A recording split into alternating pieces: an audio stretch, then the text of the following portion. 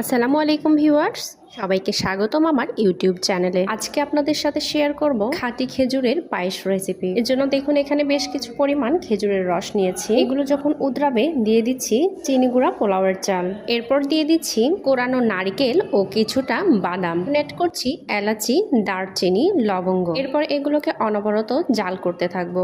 রসগুলো যখন শুকিয়ে আসবে তখন এখানে দিয়ে দিচ্ছি জাল করে রাখা গরুর দুধ। এরপর এগুলোকে ডাল ঘুটুনির সাহায্যে আমি হালকা করে ভেঙে দিচ্ছি। আপনারা চাইলে চালগুলো আস্তেও রাখতে পারেন। যারা মিষ্টি জিনিসে একটু লবণ পছন্দ করেন তারা হালকা লবণ দিয়ে নিতে পারেন।